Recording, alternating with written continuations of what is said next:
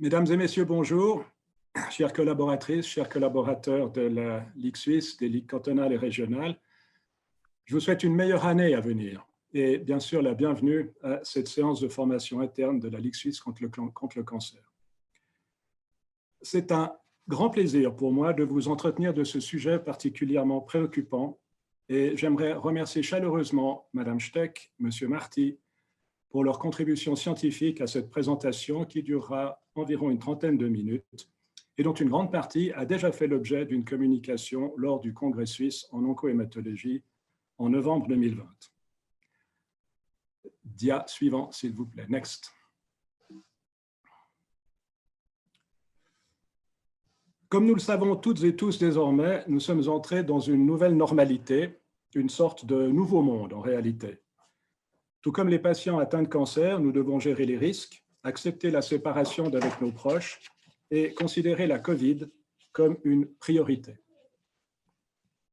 Le moment est mal choisi pour être malade. Les restrictions de nos libertés et les recommandations de nos autorités doivent être digérées. L'adaptation est devenue le mot-clé.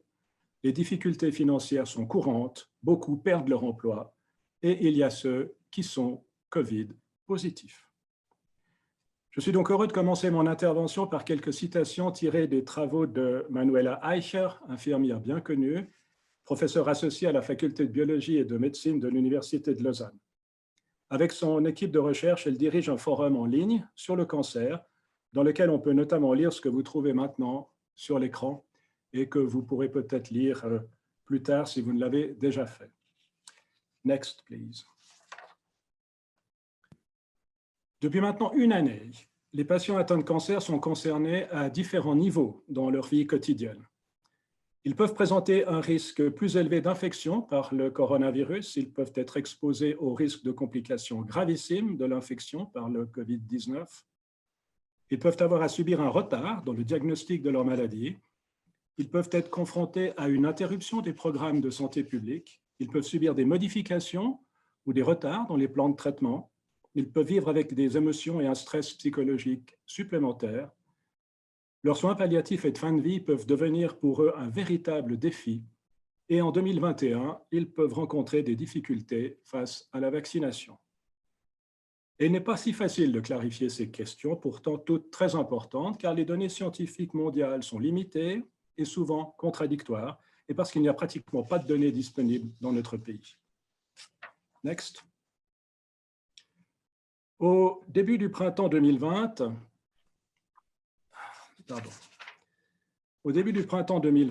et conformément à la loi sur les épidémies, votée en 2010,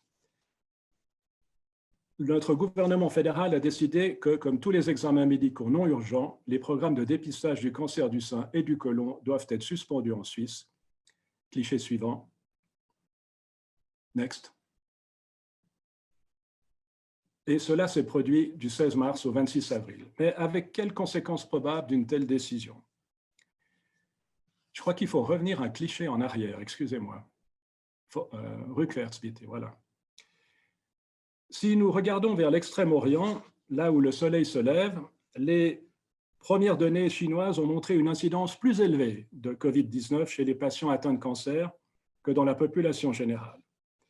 Les patients cancéreux se sont avérés plus sensibles en raison d'un système immunitaire affaibli et d'un contact plus fréquent avec les autres patients dans les hôpitaux. En revanche, en provenance du sud, là où brille le soleil des vacances, en Italie, ces résultats n'ont pas été confirmés, peut-être parce que les patients présentaient plus de symptômes et qu'ils demandaient plus souvent une aide médicale qu'en Extrême-Orient.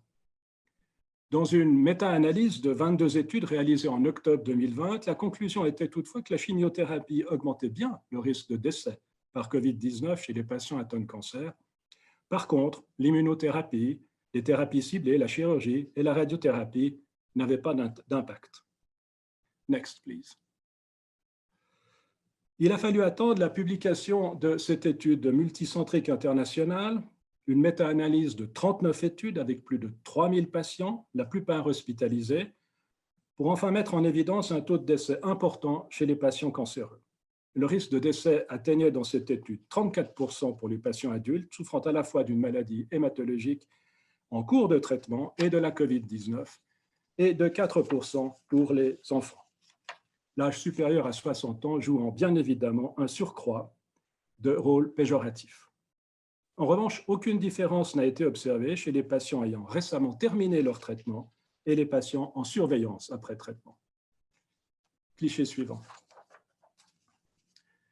J'ai déjà fait un petit commentaire sur la suspension des programmes de dépistage et j'aime beaucoup cette photo de M. Berset.